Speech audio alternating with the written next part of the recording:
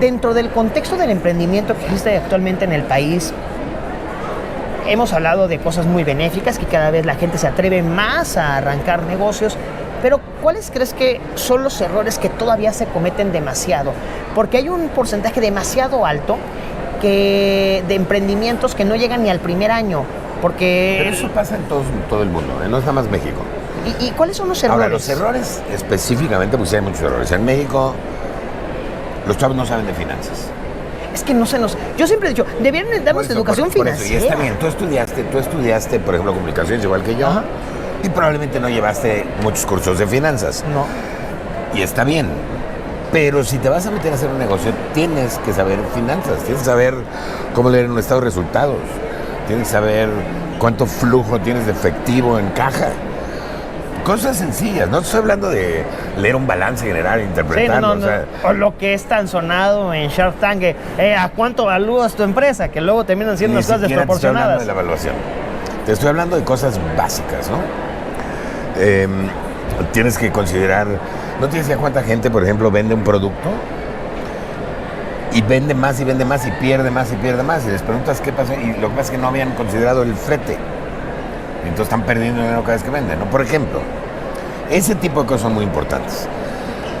Segundo punto, tienes que dejar de pelearse, tienes que aprender a colaborar. La mayoría de los negocios que truenan, muchas veces truenan porque se pelean los socios. Se pelean en las buenas, se pelean en las malas. Entonces, si te peleas, pues obviamente vas a tronar. Tienes que dejar de tratar de ser perfecto, especialmente la gente que hace software, que quieren que esté perfecto antes de salir. Acuérdense, hay empresas como Microsoft, Apple, son las empresas más grandes del mundo y sacan software y lo reparan en la siguiente versión, tranquilo, no tienes que repararlo en esta.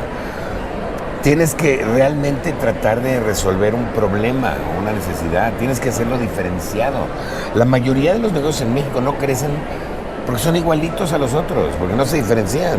Una tiendita de abarrotes idéntica a la otra, un puesto de hot dogs igualito al otro, una tintorería es igual a la otra. Si enseñamos a diferenciar sus negocios a esa gente, van a crecer mucho más. Sobre todo, ofrecer algo que otros no ofrezcan para así que la gente voltee a verte. Y entonces la pregunta es ¿qué? Y la respuesta es pregúntale a tu cliente. Que a veces sucede también, y no sé, tal vez sea otro error. Lo he visto en algunos de los emprendimientos de Shark Tank y hay una parte en el libro, porque hablamos de varias características que debe tener una persona para poder lograr el objetivo que se propone. Hablas, por ejemplo, aquí del enfoque, y a veces se desenfoca la gente en muchos aspectos. Uno de los más importantes es que terminan generando negocios de lo que a mí me gustaría que existiera y no de una necesidad real que se tenga que satisfacer. Y ahí también se nos va tiempo, dinero y esfuerzo y bastante depresión de que no se logra el negocio como yo lo tenía pensado. Bueno, es mucho más difícil generar una necesidad que atender una necesidad. Mucho más difícil. Y luego además, si lo haces sin diferenciación, es casi imposible. Porque imagínate hacer algo que la gente no necesita, pero además es igual a los demás, ¿no? Entonces, pues, no hay manera de que ganes una batalla así.